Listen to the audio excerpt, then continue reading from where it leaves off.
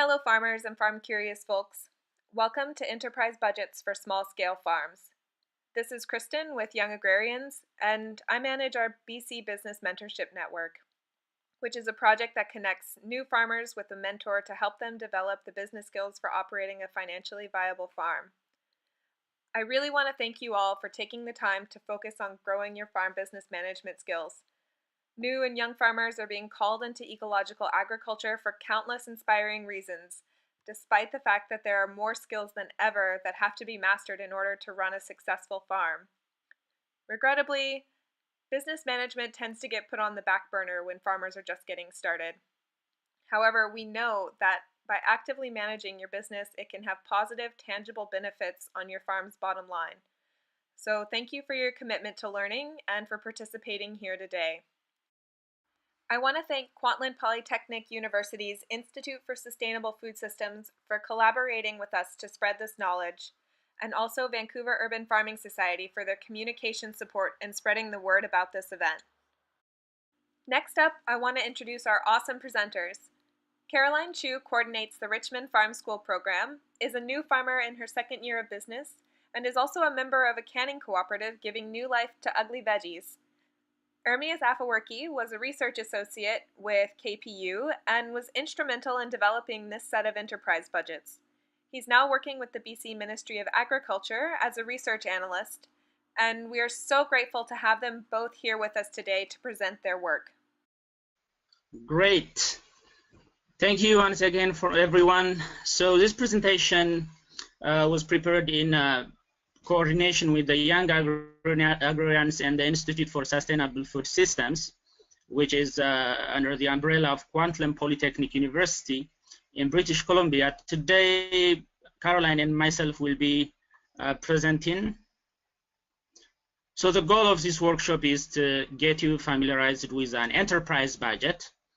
And for those of you who have already used an enterprise budget, maybe this will be a refresher, or maybe you'll get something that you didn't know before.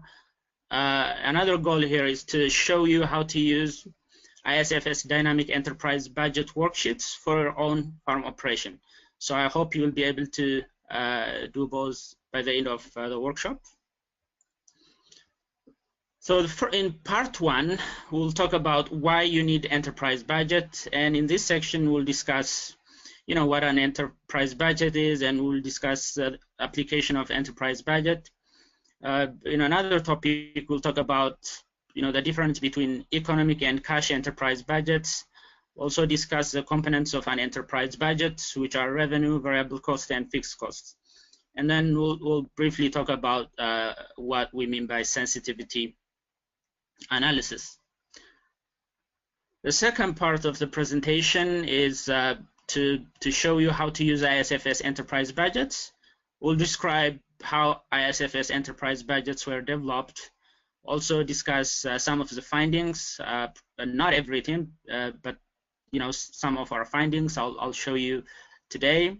But for detailed analysis, or for if you want to explore the detailed budgets, I'll show you at the end of this presentation where to go to find ISFS enterprise budgets. So you could go there, download them, download the worksheets, use it for your own farm operation. So we'll do that. So we'll demonstrate one ISFS dynamic worksheet for tomato enterprise budget. I know we promised we'll do one budget for livestock, but due to shortage of time, today we'll be focusing on tomato enterprise budget. But the good thing is they're very similar. So if you know how to use the worksheet for tomato, then it's pretty straight. The idea is the same for livestock as well. So hopefully in the future, though, we'll be able to present a livestock worksheet. So part one of this presentation is why you need enterprise budgets. So what is an enterprise budget? An enterprise budget is a farm planning and management tool. So one definition of an enterprise budget is it projects the costs and returns of a specific activity, such as growing a vegetable or raising a livestock, during a period of time. That's very important during a period of time, and that period of time is usually a year. So uh, if one crop has 3-4 seasons in a year, then you should make sure all the seasons are covered in one enterprise budget. And an enterprise budget is usually prepared for a single product, a single crop or livestock. So if you have a mixed farm where you're growing, several crops, this workshop will be really helpful to you on how to, allocate the costs between the crops that you grow in your farm. Another good definition of an enterprise budget is it comprises of a simple listing of income and expenses based on a set of assumptions. So of course, you'll have assumptions that you want to list out. So if you want to have an idea of what assumptions were used in developing the ISFS budgets, you will be able to see that in the first worksheet, or if you're looking at the PDF budgets, it will be there in the introduction section. Another definition for an enterprise budget, it is a physical and financial plan for raising and selling a particular crop or livestock enterprise. It's a physical plan because it lists the types and quantities of production inputs, output, and yield that's going for your crop. It's a financial plan because it assigns costs to production inputs.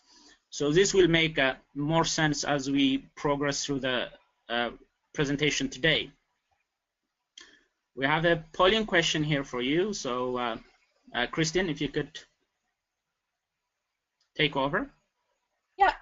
Which of the following is an application of enterprise budgets?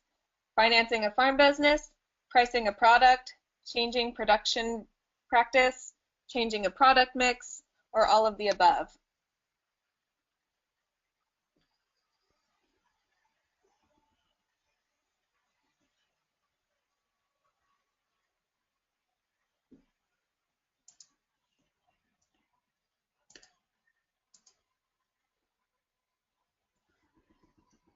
All right, we'll do another 5 seconds.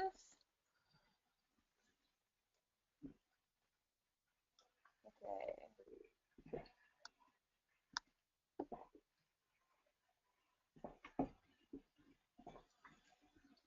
So, Ermias, will you enlighten us? Yes, I will. So 78% said all of the above, and that's very correct. And then we'll be discussing each of these points in the next few slides. So what is an enterprise budget used for? So why do you spend all the time, all the effort preparing an enterprise budget? It has to have, certain uses or applications, and yes, it has certain applications and use. And these are some of the applications of an enterprise budget. We'll see them one by one in the next few slides. So financing a farm business. Most lending institutions today will require you to have a business plan, and a business plan includes a financial plan. And if you're to be successful with your application for funding, you better have a strong financial plan showing that how your business will be successful, how your business will make profit and pay your loan. And enterprise budgets provide you with that information. It's a credible process. The numbers are credible if you've done all your homework, and then it's you'll show how your business will be successful. So enterprise budgets will provide you with that cost and return information for all the crops or livestock that you are planning to grow and raise in your farm. You need financing for a hoop house, so you probably don't have the money to invest for hoop house, or maybe irrigation equipment. So you need to apply for lending, right, or for loan with a lending institution. So really strong financial plan is your way for your success in getting that funding. Another important application of an enterprise budget is pricing. So how are you going to price your product? If you're going to price your product, you need to know your costs. So how much did it cost you to grow that carrot? How much did it cost you to grow that potato? So once you make that determination, and then you'll add a percentage profit to allow for, family living expenses. Of course, you're not going to sell your product at cost. So you will, but you need to know your cost before, adding a certain profit percentage to your price there. So enterprise budget will provide you with such information. So you're making an informed decision by having a good enterprise budget, not a guesswork.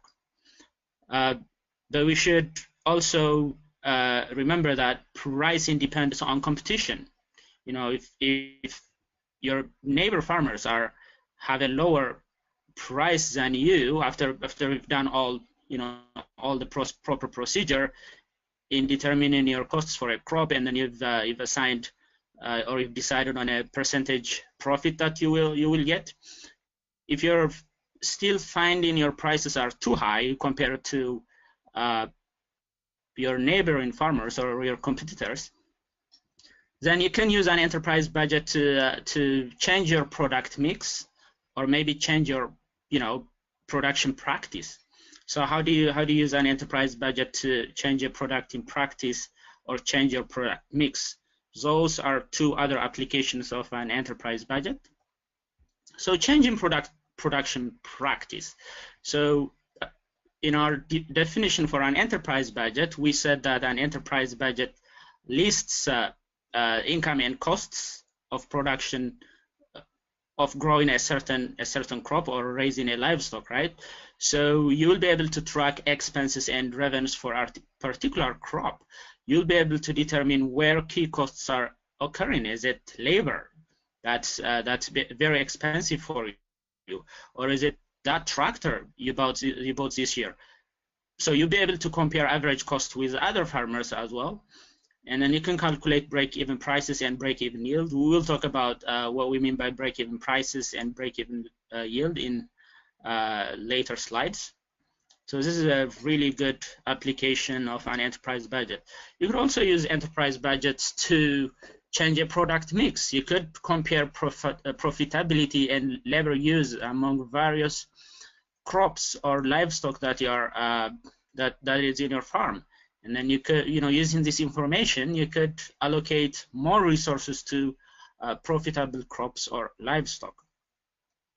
So these are some of the applications and uses of an enterprise budget, but definitely there are more as you get more experienced with analyzing the numbers you get from an enterprise budget. You will figure out other uses as well. So the next topic is economic enterprise budgets versus cash enterprise budgets. So there are two approaches to an enterprise budget, and as I said, these are economic enterprise budget and cash enterprise budget. To understand these types of budgets, we need to understand two concepts of costs, and these are explicit cost and implicit cost. I'll be explaining both these types or concepts of costs in the next slides. So explicit cost is directly paid in money, so it's a monetary cost. So a farm incurs explicit cost when it pays for a factor of production at the same time it uses it. So you're out there, farming. You will need feed. If you're raising a livestock, you will need a health program, or you will need labor. So to get these production inputs, you'll need to make direct monetary payment. So you're incurring money expenses at the same time you're getting the production input. So this concept of cost is called explicit cost. You're explicitly making payment. Implicit cost is not as explicit as explicit cost, so it's called implicit cost. It's it's measured in monetary units. We use, we measure it still in monetary units, but then it's not directly paid in money. What do we mean by it's not directly paid in money? I'll explain that. So implicit cost represents a lost income opportunity associated with using own resources. Say, for example, you started your own farm. You're spending 10 hours for taking care of that carrot, say 10 hours a season, but you don't pay yourself. Is that a cost to you? Most farmers will say it's not a cost. I'm not paying anything myself, so I don't make any monetary payment, so there is no monetary expense, so it's not a cost for me. But if you're talking about, or if you're wanting to do economic enterprise budgets, that's a cost. I mean, the fact that you're foregoing other income from working, for example, you could work in your neighbor's farm and earn some money. If the wage rate per hour for farm work is $20, and you're spending 10 hours, working that carrot, and then you could have made $200 by not working in your farm. So that's a lost income opportunity for you, and it's a cost. You're sacrificing that income by dedicating your time in your farm. So you should be able to capture this in your economic enterprise budget, because you want to capture all the true costs of running a farm business. Another example is interest income foregone through purchases. So if you decide to purchase a tractor, instead of putting that money in a bank, and let's say the cost of the tractor is $10,000, is the true cost only $10,000? No, because if you had invested that money in a bank, you could have earned an interest rate, right?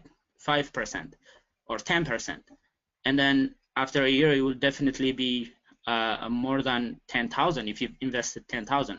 But the fact that you've invested that money to buy in a tractor, you're foregoing an interest income. So you should be able to capture this cost as well when doing economic enterprise budgets. Hopefully this will become more clear later, especially when we do the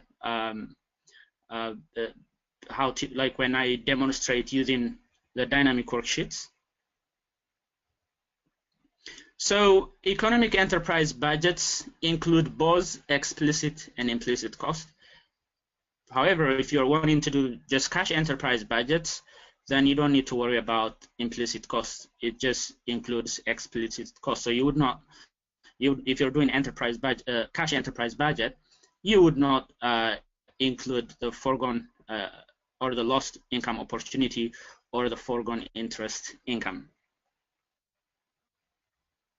We have a polling question for you. Yep. So I'll read it. Do you want me to read it, Kristen? Yes, please. Okay. So here is a question. You started your own farm and you spent 10 hours weeding your bush beans this season. The current wage per hour rate for farm work is $20 per hour. How much should you be recording as a cost of weeding in your bush beans economic enterprise budget? So I'll read it again. You started your, or we'll go to the poll. It's pretty straightforward.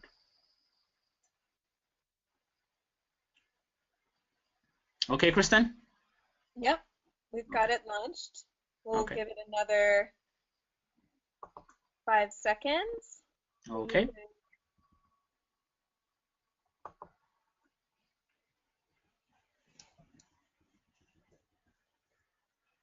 All right, thank you guys. Here's the results.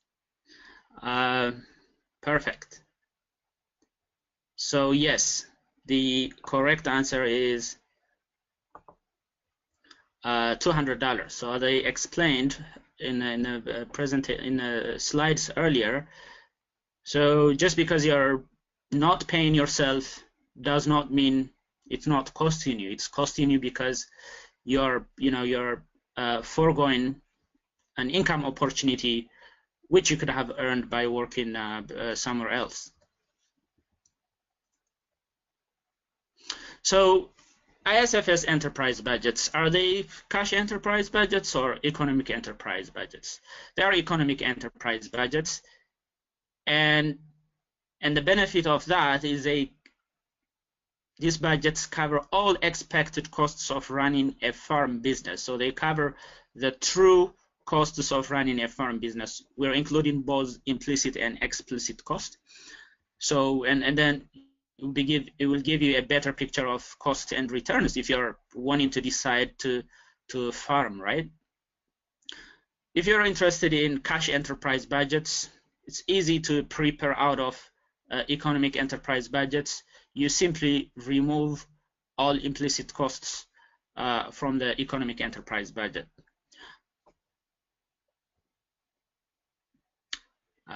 Now Caroline will be taking over. Okay, thank you, Ermias. So I'll be talking about the components of an enterprise budget. So as with many, if you have experience with, developing your own financial budget, whether it's for your own lifestyle or any kind of activity, vacation, there are certain components that make up a budget, and it's pretty simple. The following components that you see on this slide are typical in creating a budget, and it is so important that you are record keeping for all of these variables to calculate an accurate return for your business operation. So the concept behind an enterprise budget is as follows: revenue minus cost, and you get your returns. So there are to calculate the returns for a business, and specifically for farming, it's the individual crops or livestock that you're growing. So, and the four variables that you need to create a budget is revenue, costs that are separated into variable costs and fixed costs, and net returns. Next slide, Ermias. So this is just a sample of one of our budgets that the Institute did. So we just wanted to show you what our layout was, and of course you can make your own layout, but typically this would what it would look like. Remember to put a title. It sounds trivial, but sometimes people forget, and then they just look at all these numbers, and that doesn't make sense to them at the end of the season. So like I said, you can design your own layout. So for us, we always have the title at the top, and then we have our revenue. We have our revenue, and then variable costs, and then annual fixed costs, and then we have our net returns at the bottom, so then we can see at the end what our returns are. So some things that could easily be forgotten is usually the unit column. So whether it's pounds or bunches, make sure you have that clearly. That is very important. And depending on, I guess, how you do your record keeping and the nature of your business operation, you can choose to do a budget by the season, which is what we did, by the year, or maybe it's a per animal life cycle, etc. As long as you have clear indicators of what you're record keeping for, I think that's fine. Next slide, Ermias. So revenue is easy to estimate. It's basically the average price of the product multiplied by the total marketable production yield for the season. So total marketable production yield is the amount that you realistically expect to sell. So it won't necessarily be how much you're producing, because you may keep some for your own consumption, so you won't really calculate that into your budget. So just keep that in mind, whether you're doing donations or giving away, so only the amount that you are selling. So in the previous sections, Ermias mentioned how the price of product can be determined based on cost information from the budgets. So that's one way, and then some other ways you could use to determine prices, observation at the markets at your region, because it does vary by area, using some online sources, or in this case, you could, if you are in the Southwest BC region, you could look at our budgets and use them as a benchmark for your own calculations. And so Like I said in the previous slides, the number you put in may vary depending on how you set your budget. However, most budgets are calculated for the year.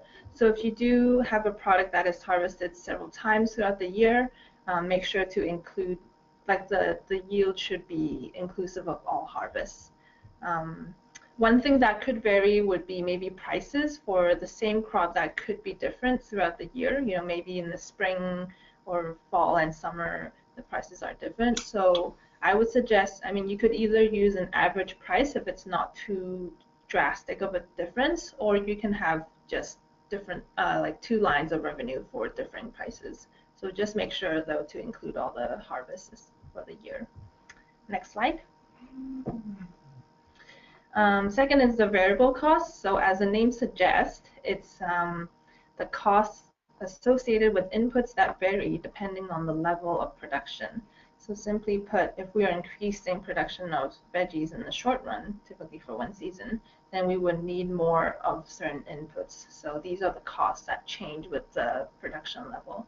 So for example, cost of seed, labor, compost, maybe supplies like harvest bins. And so this cost is also easy to estimate, as it's the average cost per unit of the input multiplied by the total quantity of input used for the season. So say carrot seeds, cost per carrot seeds multiplied by how many carrot seeds you need. And again, indicate the unit of measurement, because that's very important here.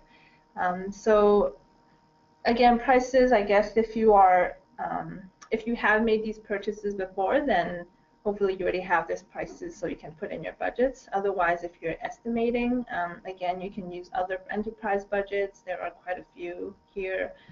You can do your own research and observation, or even ask your fellow farmers. And just Ermias mentioned a while ago, if you're doing an economic enterprise budget, this is the part where you would also put all your implicit costs as well. Next slide, Ermias.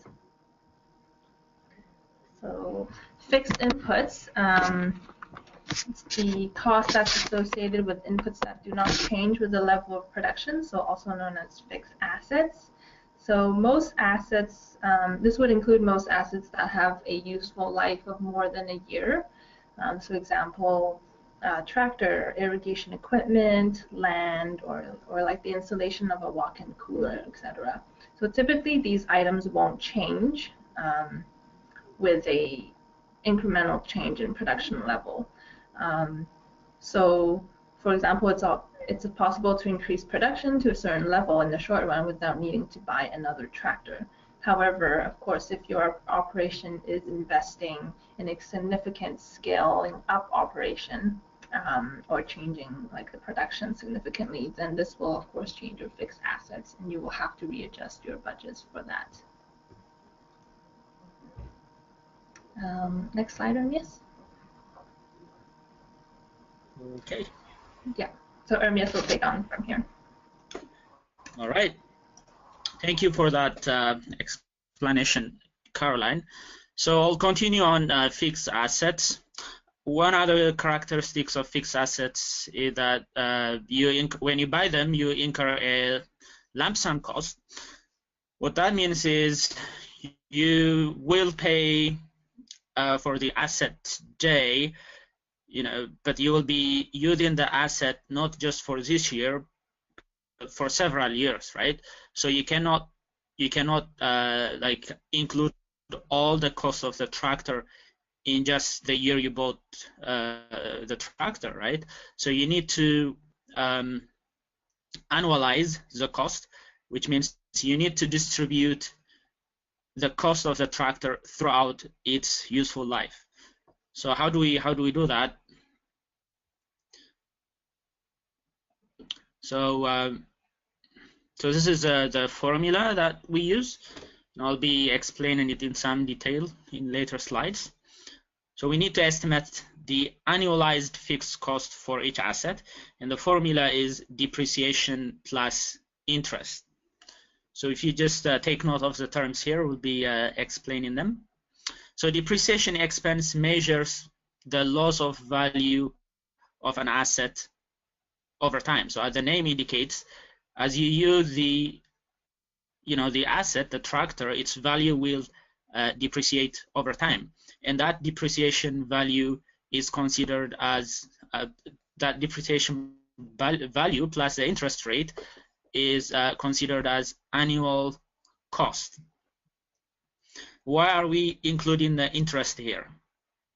Because as I explained earlier, by deciding to buy a tractor, we're foregoing an income or an interest income opportunity. So that is a cost to us. So we need to calculate the annual interest rate as well. So depreciation plus interest rate or interest is the annual fixed cost calculation here.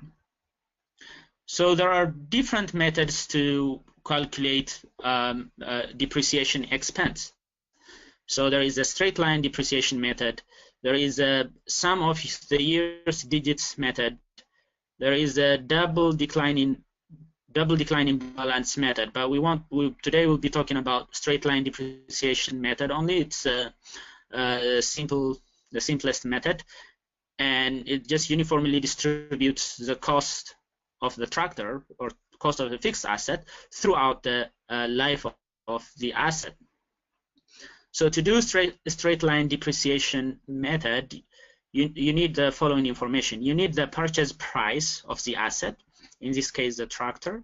You need the trade-in value. Trade-in value is the salvage value, or what you expect to get from the selling tractor at the end of its life. So if the useful life of the tractor was 10 years, so after 10 years, you might not be able to use it, for your farm to till your land, but you might get a value by selling it. So we need to have that information. And then we need to know the useful life in terms of years for the asset. Is it 2 years, 3 years, 4 years, 5 years, whatever that number is. We also need the current market interest rate. So one question is, where do we get all this information? How am I going to know the trade-in value or useful life? Purchase price is pretty straightforward. You'll go to, when you buy it, you will know that immediately. So if you are buying a new tractor, a new fixed asset, so the vendor that's selling you that tractor should be able to give you, its useful life. Is it going to serve you for 10 years, 20 years? You should be able to get that from the seller. If you're buying a used tractor, then that's a bit harder. So you'll have to, before you buy it, you'll have to have a conversation, right? How long will it serve me? So it's basically an estimate number there. If the farmer you're buying the tractor from have had the numbers from the original seller, from the vendor, then if the farmer has already used, say its original useful life was 20 years, and the farmer who originally bought the tractor has used it for 10 years, and he's selling it to you, so obviously the remaining useful life of the tractor will be 10 years. So you need to, these numbers or these items here, you need to find a way to get them. They won't be readily available, at least the trade-in value and useful value. So you need to get either from the vendor or from the, if you're buying a used fixed asset, then you need to talk with the person that's selling you in order to get numbers for these factors. If you have no information at all, then you will need to estimate. What do you hope to get at the end of the life of the tractor? If you think it's not gonna bring you any value, then you could put trade-in value as 0. If you think the tractor is gonna serve you good for 5 years, then you could put.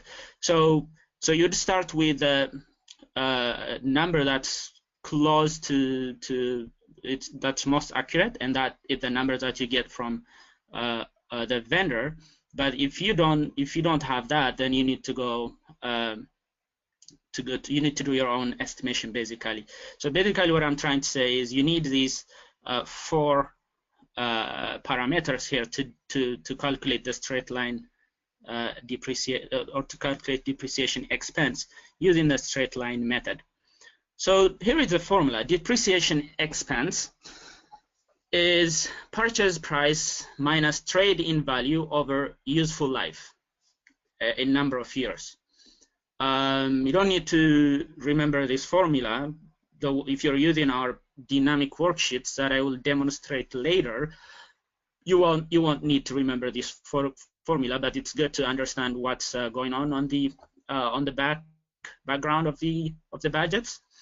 And interest expense is simply the current interest rate times depreciation expense. So you would first estimate the depreciation expense, using this formula, and then if your depreciation expense in annual terms is 1,000, and if if the current interest rate is 10%, then your depreciation expense, your annual cost. I should have had another slide here. So your annual cost will be depreciation expense plus interest. So using the example I mentioned, if your depreciation expense is, using the formula, you determine it's 1,000, and if the current interest rate is 10%, 10% times 1,000 is that 100. So you'll be, your annual fixed cost will be 1,100, right? But this is just to give you an understanding of how the calculations work when we demonstrate the worksheets. But if you don't care about these calculations, then you don't need to worry about them. So net return is total revenue minus total cost. So Caroline has talked about how to estimate your total revenue. That's the price of the product you're selling times the total marketable yield. That will give you the total revenue. And total cost will be variable cost plus the annual fixed cost. So your net return will be either negative or positive. So depending on, how your total revenue and your total cost compare. If your total cost is much higher than your revenue, then the net return will be negative, which means it's a loss. Now we'll talk about sensitivity analysis. So once you prepare an enterprise budget, then you could, it's not just a static. You could take them at face value, and that's a static number there. But you could also tweak certain parameters to make what-if analysis. What happens if if price increases, or what happens if my yield was lower? So you could make that kind of analysis. There are 2 sensitivity analysis tools that we use usually. That's one of them is a break-even point. A break-even point is where, or it's a yield level where your costs and revenues will break even or will be equal. So what is the yield level that will break even, or that will make your costs and revenue equal? And then from that point on, you could tweak the price and the cost to make what-if analysis. We'll demonstrate this in dynamic worksheets as well. Payback period is if you've bought a tractor. So how long will it take you to, or how long will it take to completely, say for example, if you're taking a loan, then how long will it take you to pay off that debt? But we won't be doing payback period in this presentation or in the dynamic worksheets, but it's good tool to have and to do. Here is a break-even table. On the top row we have yield levels, and then on the first column we have the price. It doesn't matter. You could change. You could exchange the price for yield. You could put price on the top and yield on the first column. That will not matter a lot. So the region that's highlighted in red is a loss region. It's an invisible region. You don't want to be in that region. If you're in that region, you're losing. So you need to do something to get to the visible region or to the profit region. So all the green highlighted cells is a profit region. And then the cells that are in between the two regions are the break-even region. So those are the yield levels that will give you a net return close to zero. And we'll explain this more when we demonstrate the worksheets. We have a polling question for you.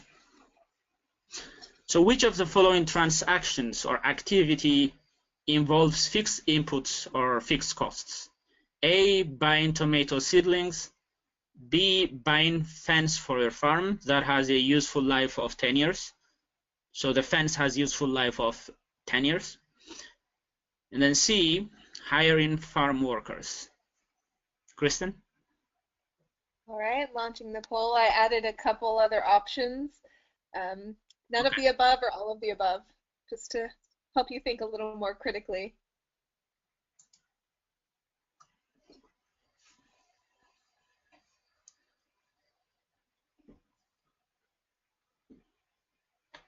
Okay, I'll give you another 5 seconds.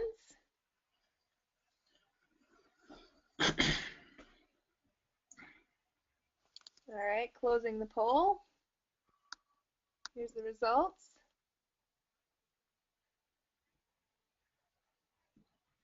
Perfect. So 92% of you said buying fence for your farm is a fixed cost activity, and that's very correct.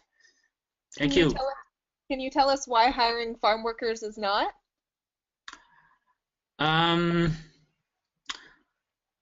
Yes, I can do that. Well, first off, if you're hiring a farm worker, you can hire them for a year, right? You don't need to. Obviously, you can enter into a contract, that they could work with you for more than a year. But when you do the cost calculation, it's you could do, or you don't have to pay them for 2 years. You could just pay them, or you could pay them per hour. And one other reason is that when we defined variable cost, we said it's variable costs are associated with inputs that change with the production level, right? So if you want to increase, if you want, more carrots, you will need more people that will weed the carrot or that will farm the carrot, right?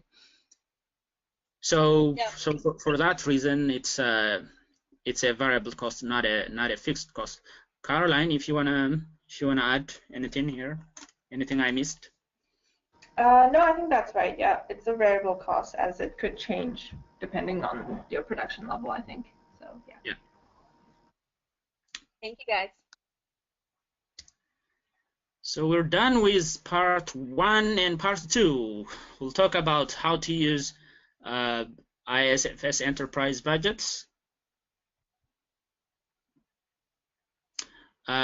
Caroline will be leading the next few slides. So I'm just gonna talk about how we developed, briefly how we developed these budgets.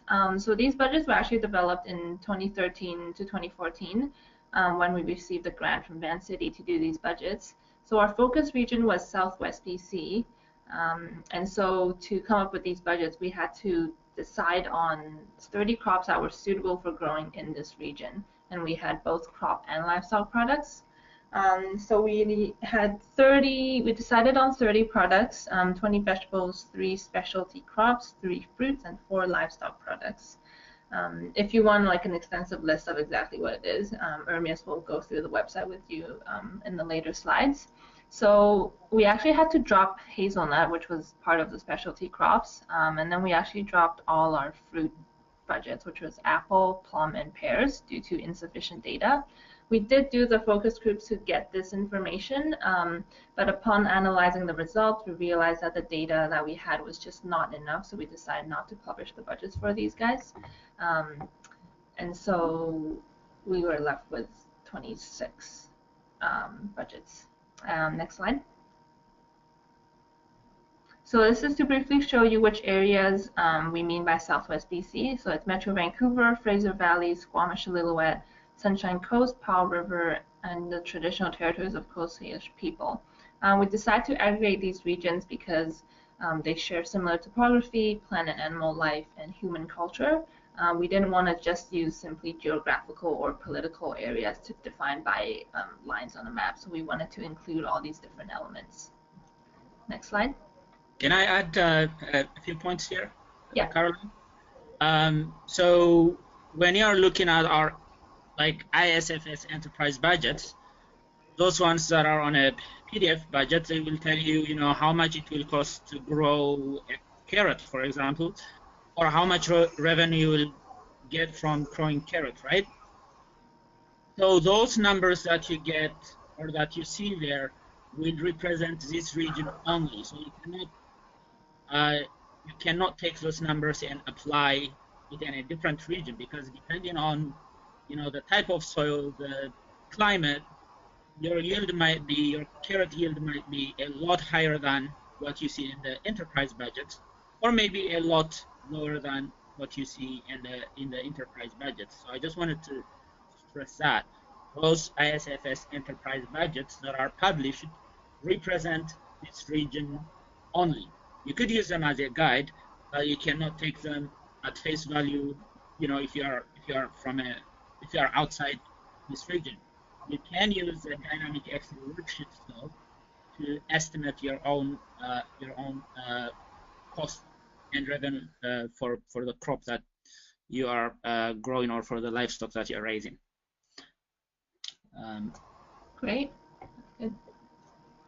And so to develop these enterprise budgets for all these crops and livestock, we wanted to find farmers that, of course, had the production experience and also did a good job with record keeping. So we consulted several representatives from Farm Folk City Folk to help us with identifying these farmers, and they did give back, they gave us a list of farmers that we could reach out to. And so upon identifying these farmers, we had to then develop the interview questions along with the budget template. And so in the process, we talked to different universities in the States that have done budgets. We wanted to make sure that we asked the right questions to make the budget as accurate and extensive as possible. So we reached out to 50 farmers, and we got about 30 responded. Or 30 back responded, which is pretty good. And as you all may know, farming gets super busy, so time was of the essence. So we had to get our focus group workshops completed by April. So we facilitated a total of 14 focus groups, and some workshops focused on several crops together, some were only one. And then so we grouped our farmers according to their experience. And so each focus group, we had between 2 to 4 farmers, and each workshop lasted 47 hours, so it's a pretty long time. And so generally at the workshop, we asked a question, for example, like average yield of carrots for 100 feet row. And so farmers would, say their answers based on their own records, and then they would come to agree to an average number. So that's what we recorded. And we wanted to keep the information anonymous as well. And so in the end, we developed a total of 26 enterprise budgets.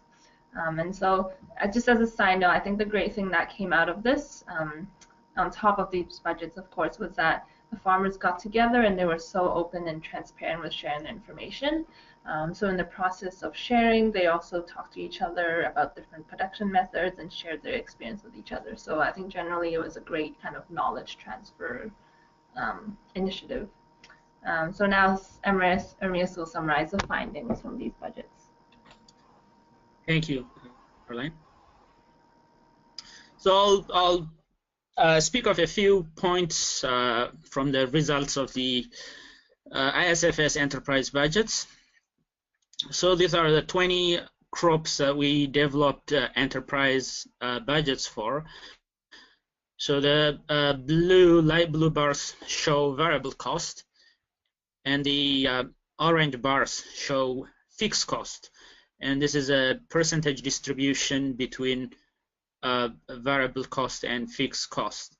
So if we take this line, 50% line, actually about 18 of the crops have variable cost making up more than 50% of the total annual cost. So these products are, they're not machine intensive. So most of the cost is coming from variable cost. And if we take the 75% line here, let's see. So we have bok choy, where variable cost is 83% of the total cost. We have cucumber, bush beans, garlic, lettuce, radish, spinach, and winter squash. So these 9 crops make up, like variable, for these 9 crops, variable cost makes up more than 75% of the total annual cost. And another analysis we could do is compare labor cost as a percentage of the total variable cost. So trying to understand what's driving the variable cost. So most of the time, labor cost is high. So I wanted to analyze, how labor cost compares to the rest of the variable costs. So the light green line, the light green bars show the percentage of labor cost, and the golden bars show the rest of variable cost. So there are a number of them. So I did not specify what the other variable costs are, but it includes, material cost. For example, the cost of buying seeds is one example. So how does labor cost compare to the rest of variable cost? Let's draw a line here, a 50% line. So for bush beans, labor cost makes up more than 50% of the total variable cost, or to be exact, makes up 7%. So that's pretty big. Kale as well, labor cost makes 66% of the total labor of the total variable cost. Radish, spinach are also more than, labor cost is accounting for more than 50% of the variable cost, and yellow onions as well. So these are the kind of analysis you could do by having enterprise budget. So most of the crops that ISFS did focus on small scale farms, and most of the small scale farms were labor intensive. So these findings are not surprising. Now, how do you interpret ISFS enterprise budgets? So first thing to know is there are economic enterprise budgets. That means they stress on economic costs. Economic costs is both implicit and explicit costs. So these budgets are reflective of the long run costs. So if your enterprise, if your economic enterprise budget is a negative return, there is no reason to panic.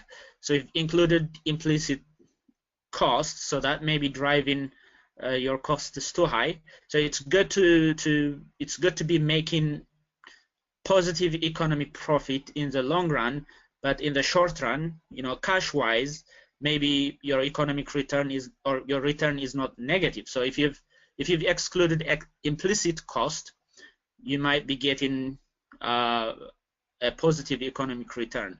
So the point is, if there is as long as it's not very big negative loss, if it's a small negative loss, and that may be reflecting the fact that you have included implicit cost in your calculations. In the long run, though, you need, if you've been in business, if you've used the enterprise budgets for 5 years, or that's just a random number I'm mentioning, and you still get in negative economic return, that's not a good sign. In the long run, you should be able to cover both implicit and implicit costs and make a positive return.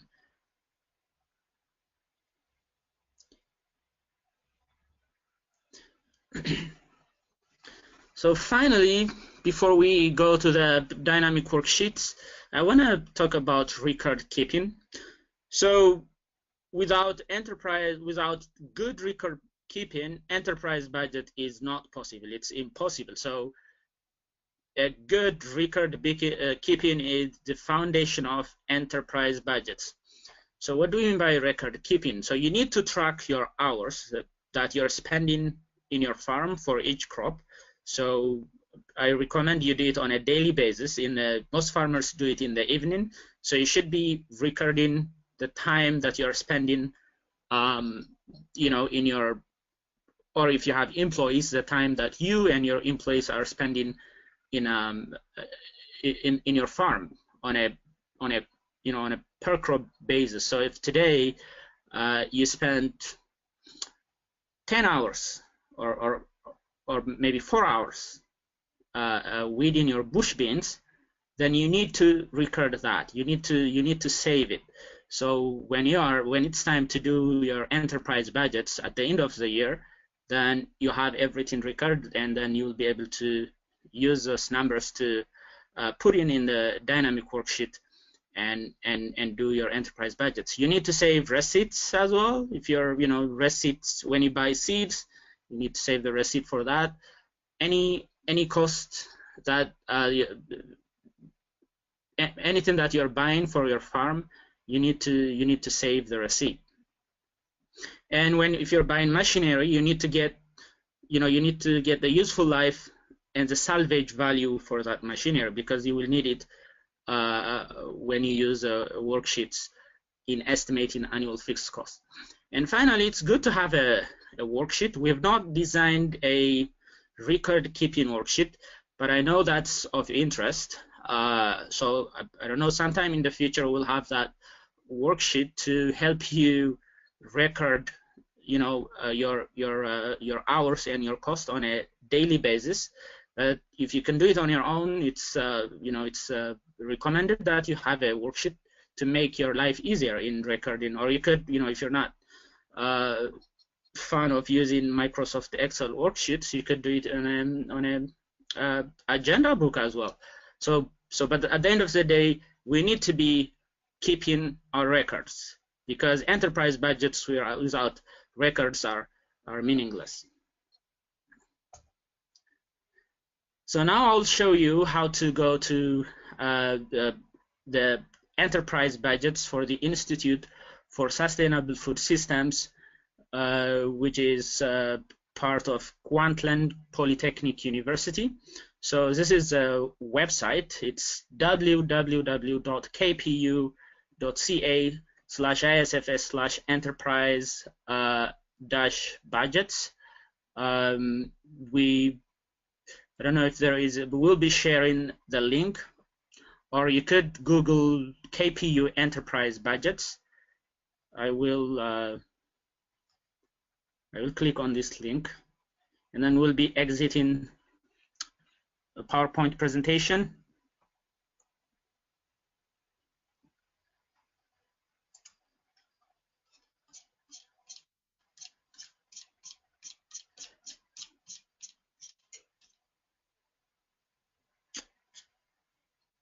Okay, I want current slide.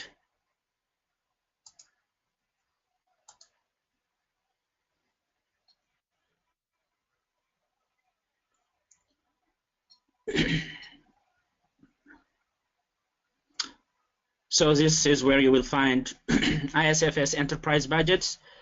So you could also do Google and then KPU enterprise budgets. So that should take you to our website here. So this is where you will find the enterprise budgets. So I'll briefly explain the content of this web page. It will introduce you to the enterprise budgets, and there is this guide. It's a very helpful guide. So if you want to know how to use, these Excel worksheets here, you need to read this guide. So basically, what we presented today, most of it will be in this guide. And then frequently asked questions, what is an enterprise budget, applications, differences between economic and cash enterprise budget, and so on. And then we have grouped the budgets by type. So vegetable budgets, you need to click at that, and then it will take you to the list of vegetables. Livestock will take you to the list of livestock vegetables. Excuse me. And then for specialty crops, we have rhubarb and hops. Excuse me. And there are two types of budgets here. One is a PDF or static budgets, and the other is the dynamic worksheet. So I'm gonna click in one of them. So bell pepper. So this is a static budget that is developed for Southwest British Columbia. So these numbers are representative of the region of Southwest British Columbia. And this is if we've already introduced you to the type or to the format of an enterprise budget. We have revenue on the top, then annual variable cost, and then annual fixed costs, and machinery information right here. And these are the assumptions that we used and developed in the enterprise, the bell pepper enterprise budget. I'm gonna go back, and then the dynamic Excel worksheet, you can just click at it, and then open. Okay. So here it is.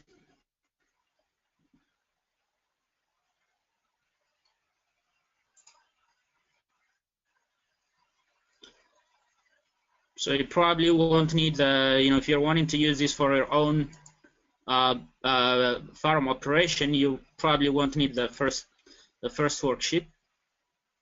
So these are populated with numbers from these budgets, from the PDF budgets I showed you earlier. So you will see these are already populated with numbers. But I will show you how to use this worksheet for your own farm operation. I will use a tomato enterprise budget to do the demonstration. So I'm gonna close this. This was just to show you how to download the dynamic worksheets in your to your computer. So I'll use a tomato enterprise budget. So what I have done is I've cleared all these yellow highlight region. So this is all empty.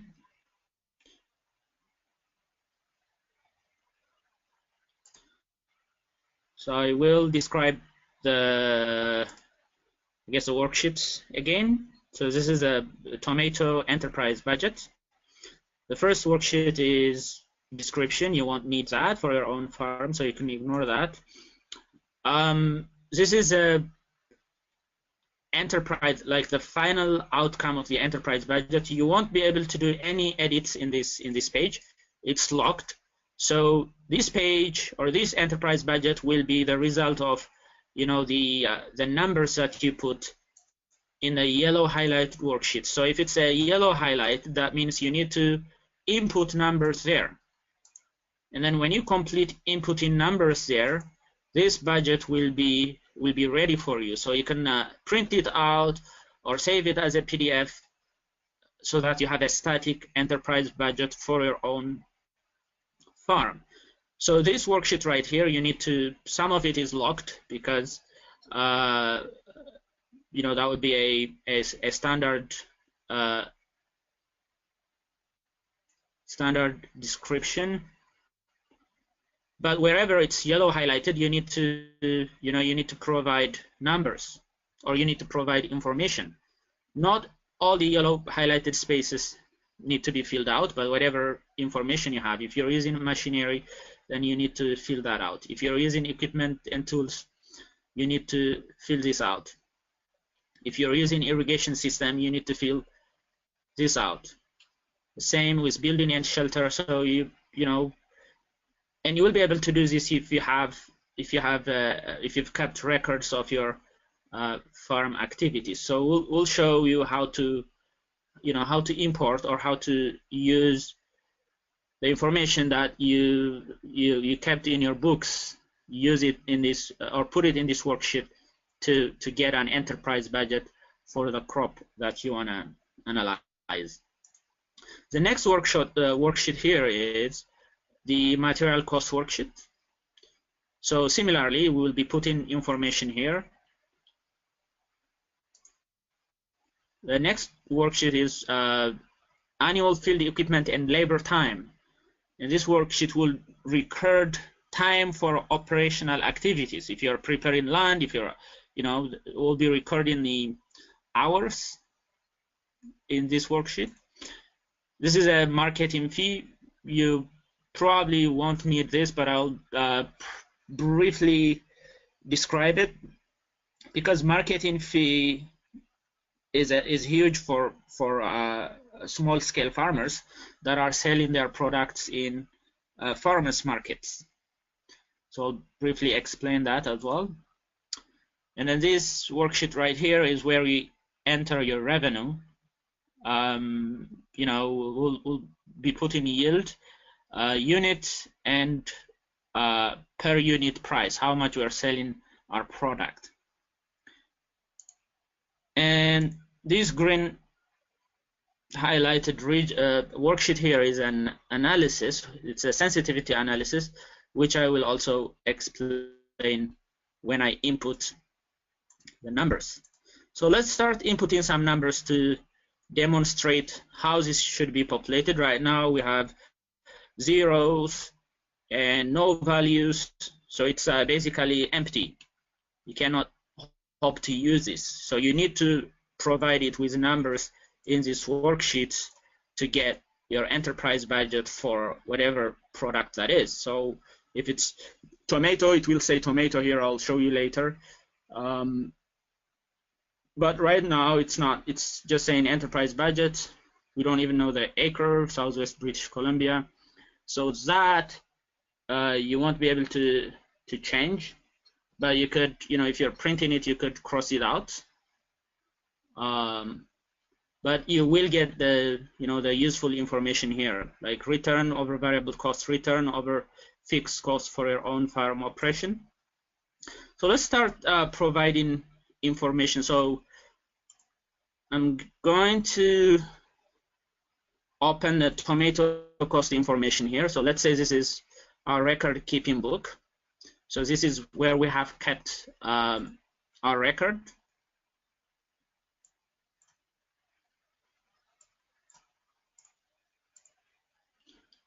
So I'll be using information from here and putting it in this enterprise budget worksheet. So the crop name is tomato.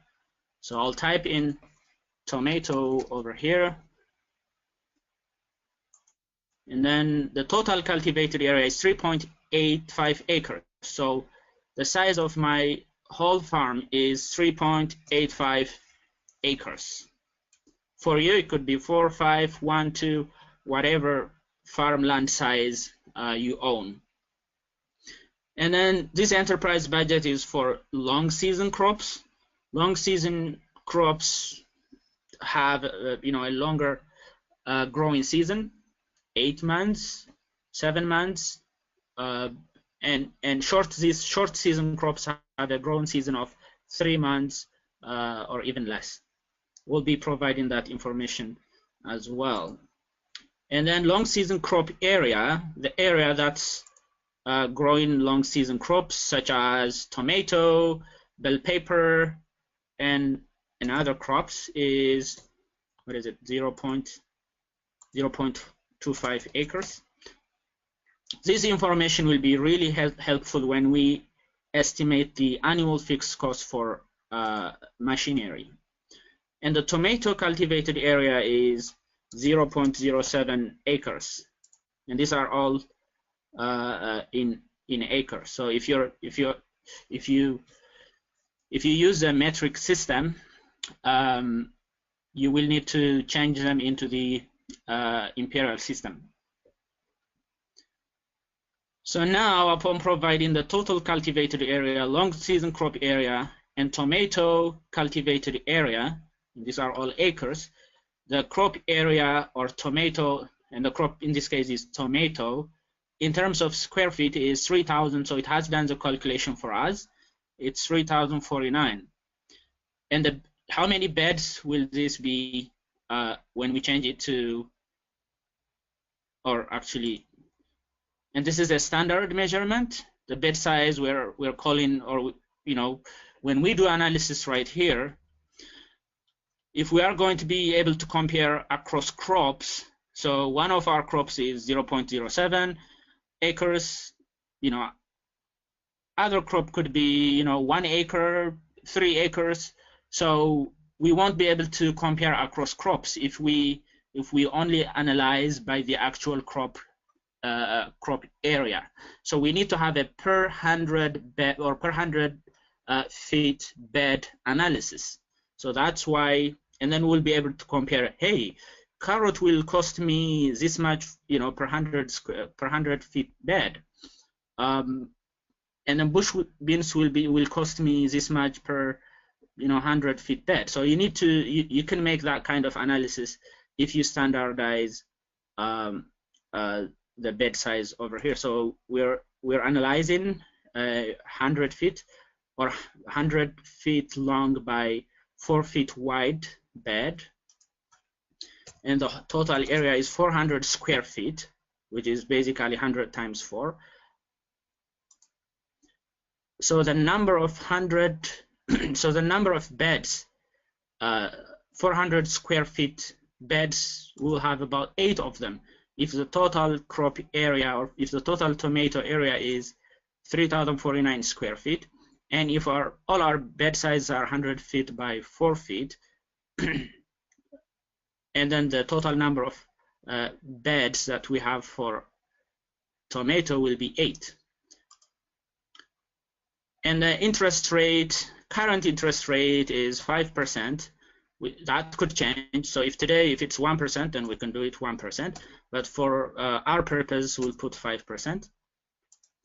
And the growing season for tomato is, I believe 8 months. So yes, 8 months. There we go.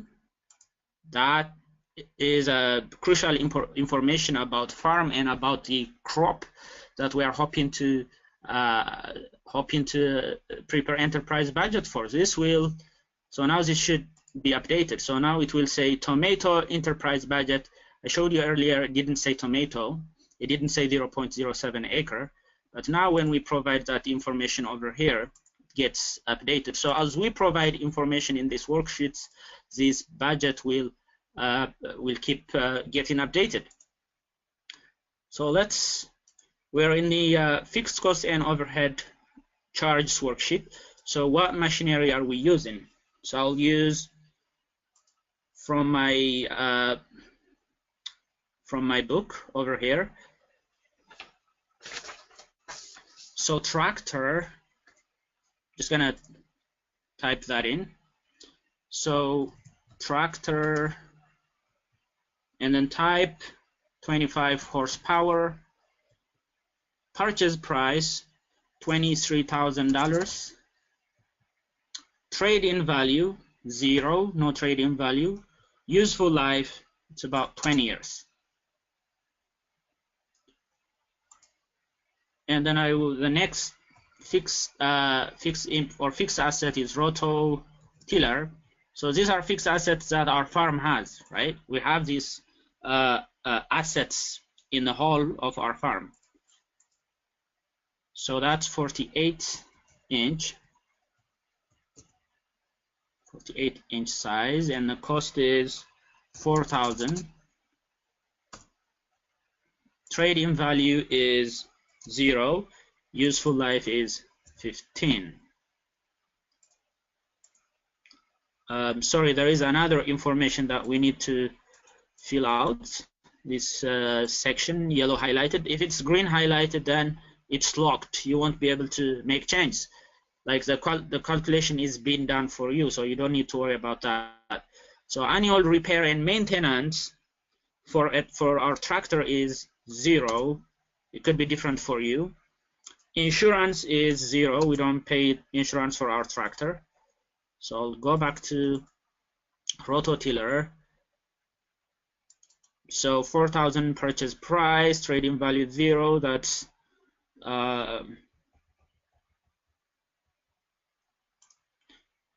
and then annual repair for rototiller is $50. Annual insurance 0.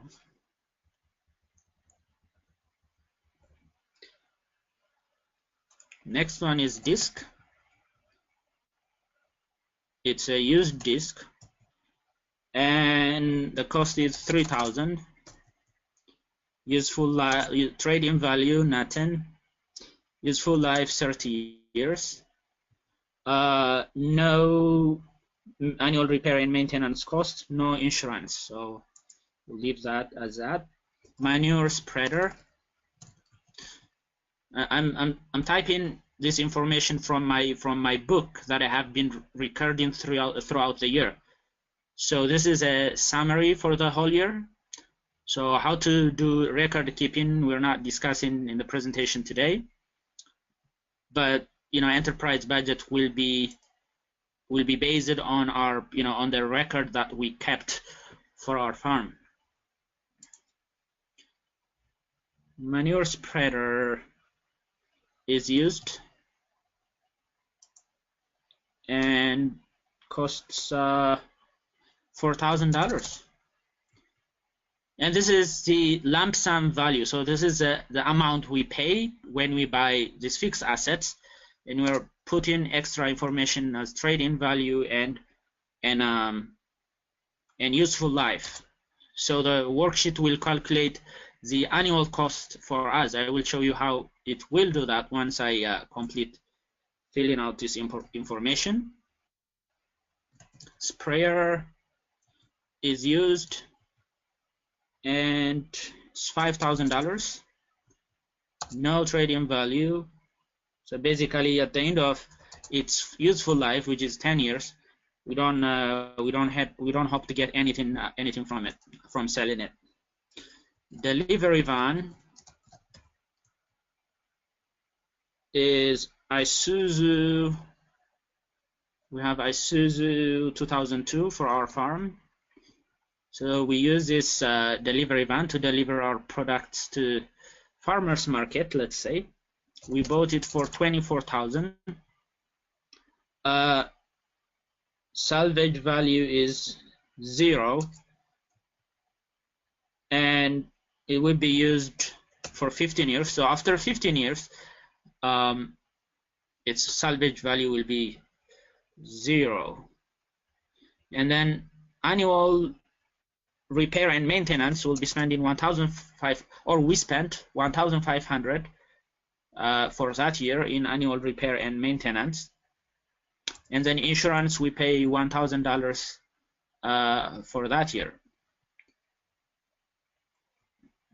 Okay, so we'll go back here, and then finally pick up truck.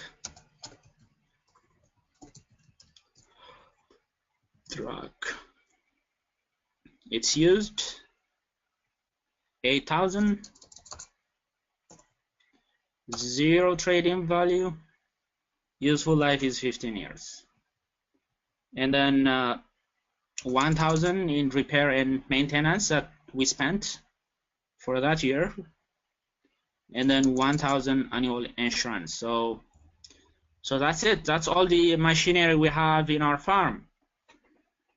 So we keep on recording, all the, and then next is equipment and tools. We have, push seeder costs this much. We use it for, we use a similar procedure in filling this out. So if this is already filled out for us, but it would be, so to start with, you would, change this to reflect your own farm operation.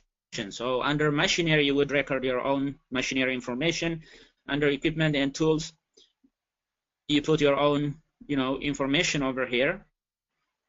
And then irrigation system, you put your own information here. I've just left it as is to save time here. And then building and shelter, if you're using hoop house or trellis system, hoops, remay, lighting shelves, curing space. So that's saved under building and shelter. And then finally, we have annual overhead charges. That's land rent. So these are fixed costs as well. Annual overhead charges are fixed costs, but you don't need to do amortization. They're already expended on.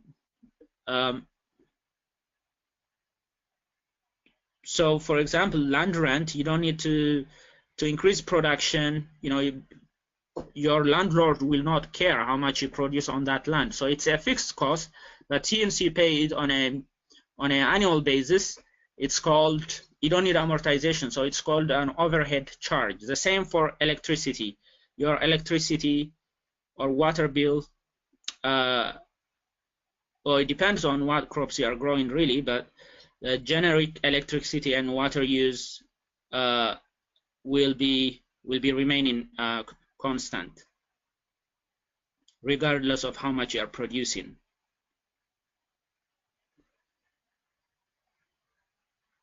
Then we have telephone and internet, bookkeeping, professional fees, and stuff like that. So this looks like complete.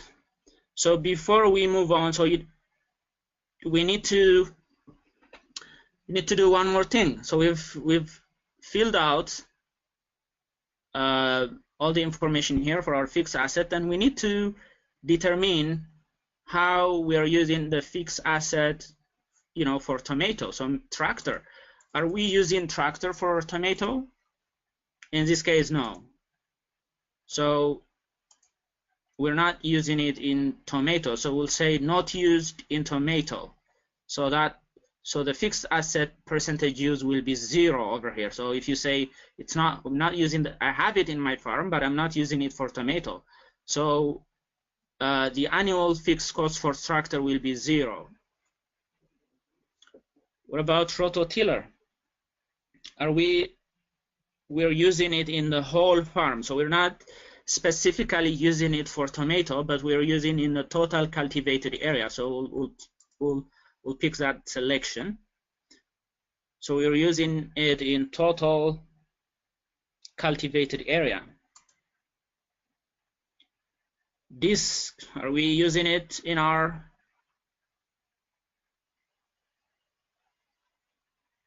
tomato area? No. So not used in tomato. And you know this, so you'll be able to, I'm providing this information based on the information we got from farmers. But if you are a farmer, you'll be able to know, which of this machinery that you own is used for tomato. If you're preparing enterprise budget for tomato, and you do the same procedure for if you want to do carrots, you just change this to carrot, and then change the relative area as well. But now we'll stick with tomato. Manure spreader, not used in tomato. Sprayer, not used in tomato. Delivery van, it's used for the whole farm, so we'll select used for total cultivated area. Pickup truck, we use it for all for the whole farm. So we'll say used in total cultivated area. So this percentage will depend on on how you make the selection over here. So if you don't know whether if you have no clue, then you can say I have no clue. I don't really know if I use tractor or not. So you could say I'm unsure, and then it will assign a fixed asset percentage use for tomato. And how it's doing that is it's taking a share of the tomato crop area compared by the total cultivated area. So 1.82% is really tomato cultivated area, 0.07 divided by the total cultivated area. So that's if you are unsure, if you don't know, it's assigning some cost to it. So and if you say, hey, I know I don't need this, I don't need to specify it over here. I know I used tractor is 50% of my time, of the tractor time, was spent in tomato, so you can put it over here. So this overrides all the selection over here. So if you for sure know the percentage use of your tractor time, then you could put it over here, and then it will override this column here. The same thing here. Oh, I know it's 25% of my of the rototiller time. I know this is 5% only. So this is to give you extra tool to make your own specification. But if you if you don't know, then you could leave that and then specify your best estimate here. So this will be we'll keep it as not used in tomato. So once we specify the fixed asset use area where we are using the fixed asset, or the estimate fixed asset use. So this is actually more accurate number if we have it, but it's hard to know what percentage of your tractor time was used for tomato. Only a few farmers will know that. So this column here is to help you assign cost, to assign some of the tractor time, some of the cost associated with the tractor, using the tractor to tomato.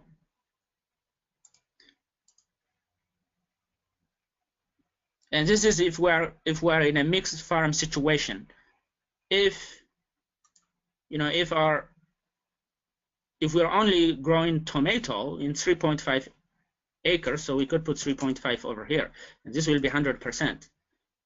So if you're growing only single crop, then you don't have that problem. The 100% of the cost of the fixed asset is going to tomato. But when we are doing a when we are doing a mixed crop operation where our fixed assets are used across several crops, then the cost needs to be shared between, or the cost of the tractor needs to be shared between the crops. Okay. And then depreciation, interest expense will be automatically calculated for us based on the formula that I showed you in the slides. And then annual fixed cost will be estimated for us. And then total, so this is annual fixed cost for the whole farm. But for tomato, since we are not using the tractor, it's 0. So because we specified 0 here, rototiller for the whole farm annual fixed cost is 366.67, but for tomato it's only 1.82% of that, which is $6.67. So we do the same with other, with the other fixed assets. Basically, once we fill it out, then we can specify. So push seeder is not used in tomato, flame weeder not used in tomato, backpack sprayer used, in tomato, not used in total cultivated area. So we need to specify the fixed asset use area, or if we know the percentage use of that fixed asset, then we can put it over here as well. So now I'll go to irrigation system information. So we've provided these are used only in long season crops. That's bell pepper, tomato, and other crops. So drip tape we've specified here. It's only used in long season crops. We don't use drip tape for any other crops, we are saying. So this is specified for us.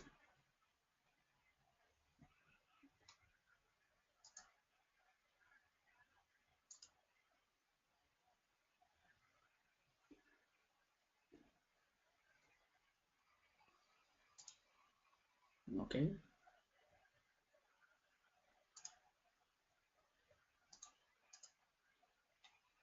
Or if we know the percentage used, then we could specify it here. So it looks like farmers were able to specify the percentage used. So this is overriding this.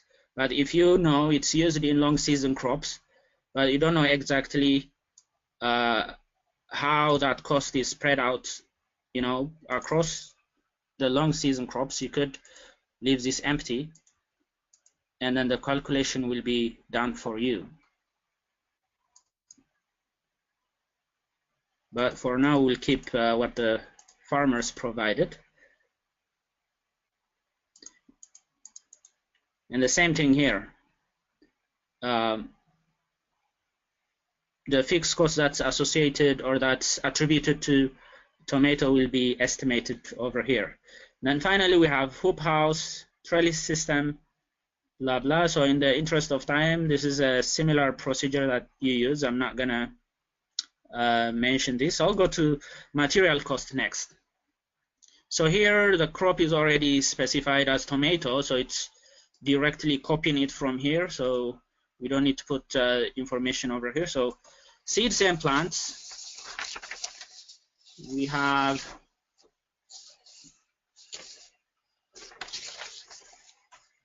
so for seeds,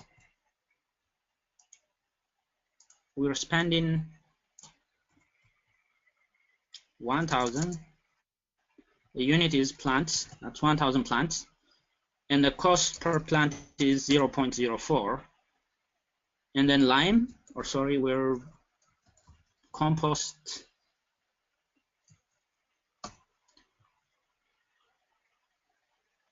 Quantity is 3 yards is the unit, and $40 per yard.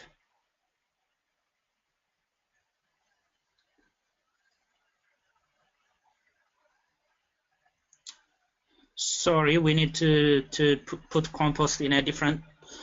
So under seeds and plants, we only have seeds, but under fertility and nutrients, we need to put compost over here where it belongs.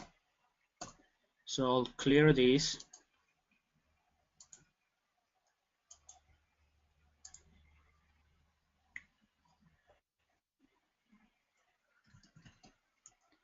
Yards, and what's $40. Another fertility and nutrient that we use is compost. Lime. 1.25 is a quantity, 1.25 pounds, and price per pound is $40.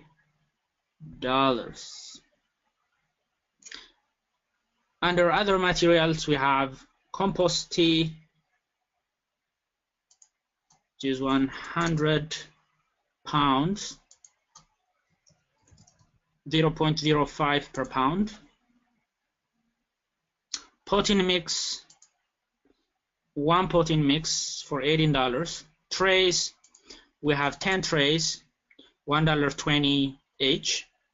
For mulch, we have with the quantity or the unit was not specified, but farmers paid $6.5 for mulch used in tomatoes. So this is all used in only in tomatoes. So we need to be able to figure out the numbers that we used for tomato. The next we'll go to the operational activities. So this has to do with equipment and labor time. So when you use an equipment, you will need a tractor driver or tractor operator. So and then you'll be using fuel as well. So we need to capture all that cost in this section over here. So preparing land, we spent 8 hours clearing and digging the tomato area. We did not use any tractor time, so put 0. Non-tractor fuel cost, and this is 0. We did not use a flame weeder. If we've used the flame weeder and we spent, about $20, then we could have put that over here, but we don't use flame weeder for potatoes. So this is to account for fuel costs that's not associated with tractor. Regular labor wage rate is $12. So this depends on the market. So if the current wage rate per hour to hire farm labor is $12 or $15, depending your region. You could specify that. Tractor operator wage hour, how much? If you're driving your own, if you're operating the tractor, then you still need to put the wage rate here, because that's, if you're driving your own tractor, then that's an implicit cost. And since we're doing economic enterprise budget, we need to put that. Then we need to put the tractor horsepower. Hey y'all, we had a bit of a technical issue during the end of our webinar, and we weren't able to finish the practical example of the tomato enterprise budget. Hopefully you've got the hang of how the budgets work. Our sincere apologies. We'll pick up with the Q&A period of the session next. I'll give people a chance to ask a few questions before we end the webinar. Yeah, there was, let's see where we're at. I had a question from a participant who I don't think is with us today, but they, and I asked Caroline about this a little bit, but when so many small-scale farmers are growing 40+ different fruits and vegetables, how do you realistically put enterprise budgets into practice? So it goes back to record keeping. So you need to keep your records. So for those information like machinery and stuff, the spreadsheet will help you assign costs to each crop. But as far as variable cost, as far as your material cost or your operational activity, you need to be you need to be good at record keeping. So the dynamic worksheet won't be of any value if you don't have good records. So what I would say is, for the machinery information, the spreadsheet will help you, will estimate the the cost for you. But for each variable cost, you need to keep records. So you need to keep for each crop of the 40 crops, how much did you spend for seeding for carrot? How much did you spend for seeding for bush beans? So stuff like that. You need to keep records, and potentially and hopefully in the future we might develop a bookkeeping like worksheet, how to where to save, like a worksheet which will help you, save time in recording, in keeping record for your farm activities. Mhm. But yeah, it goes back to good record keeping. Yeah, I can see that you would have to be very systematized to not only capture all of the information during the heat of the season, but to also make time for translating those records into a digital space, whether that's an extra tab you create in those enterprise budgets, and then getting all of that information at the end of the season, spending time to collate it all and bring it together in one of these budgets. Yeah, thank And you. how are you able to apply this to a greenhouse growing? Yes, for sure. All you need to do is, specify. Well, we did talk about hoop house, Hmm. and yeah, just specify your cost. Your if you have a hoop house, then put that as a cost in a fixed asset or fixed cost worksheet. So definitely any crops that if you're doing a single crop or mixed crop, it doesn't matter. You can use or greenhouse crops. It's just how you put your numbers, right? So you need Right. to capture all costs. That is what this dynamic worksheet requires. Okay. Yeah. I have one other question here. If someone is growing on permanent beds in a no-till system, how does that affect your machinery inputs? Say that again. So if somebody's growing on in permanent beds, they're not tilling using a tractor to till the land. How Mm-hmm. does that affect your machinery costs?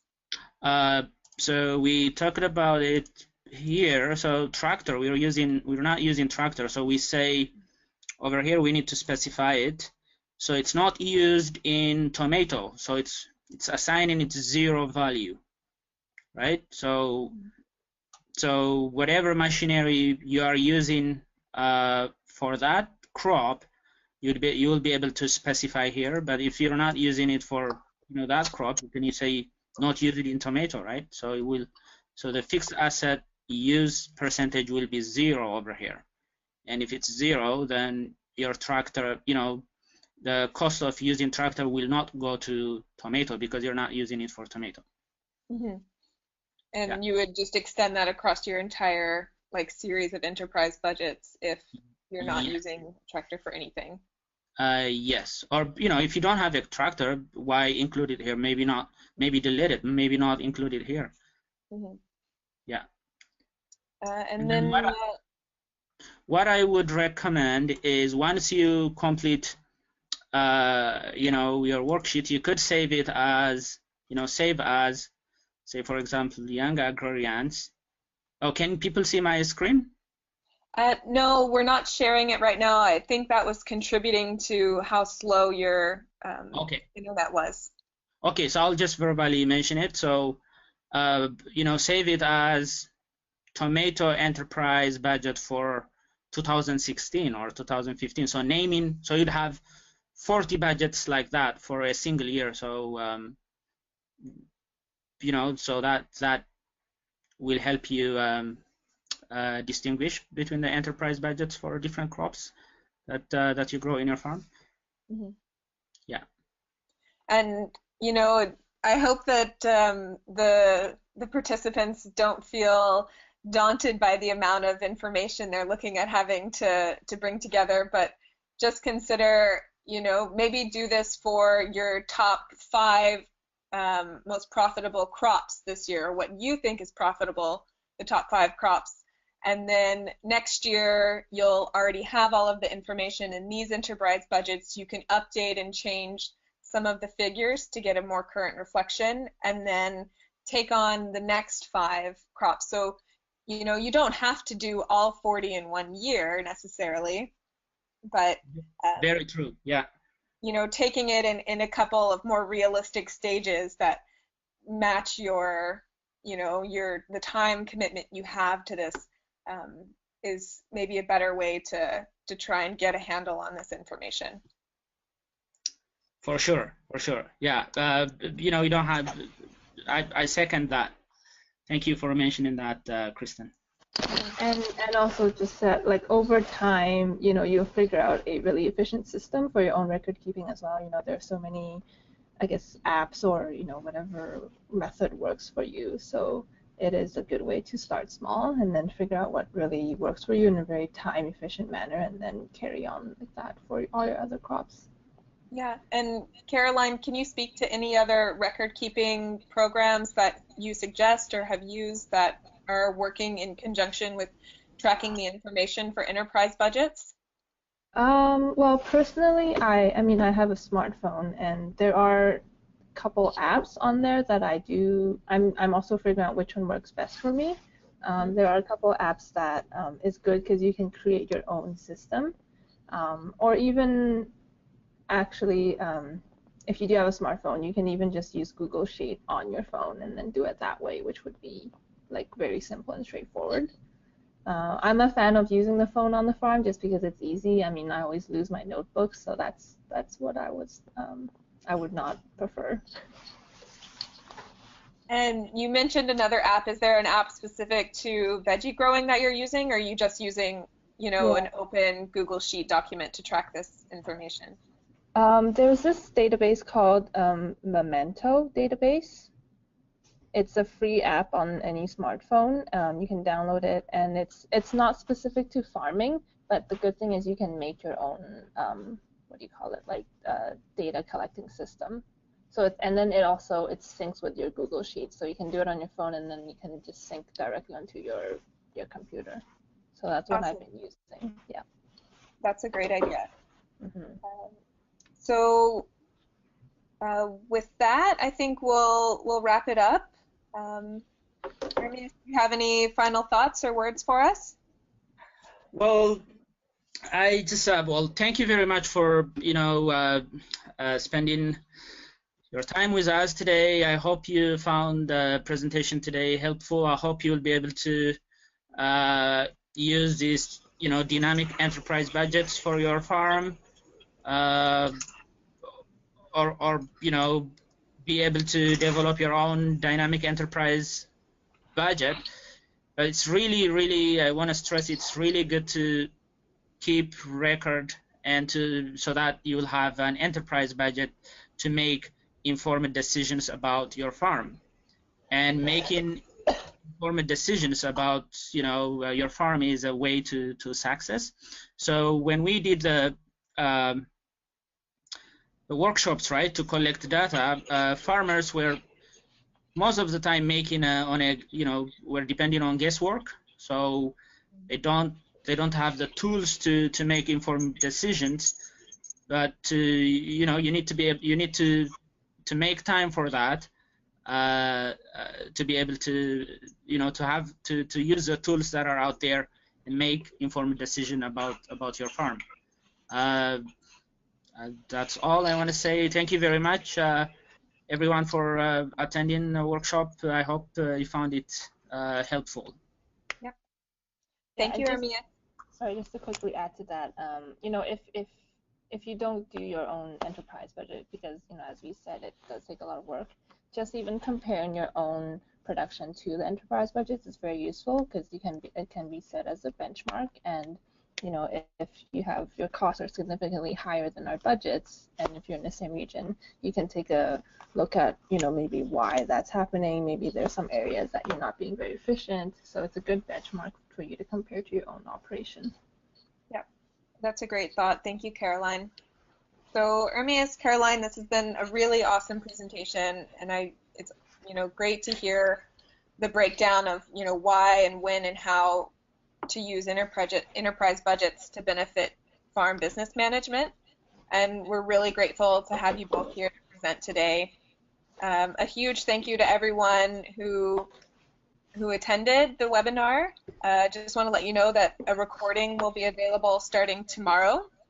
You'll receive an email link that'll direct you to the recording.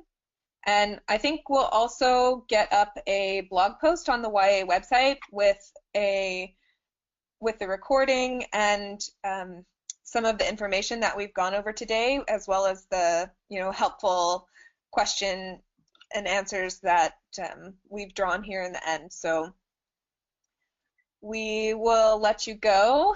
Thank you guys, and enjoy the rest of your Wednesday, and happy farming this season.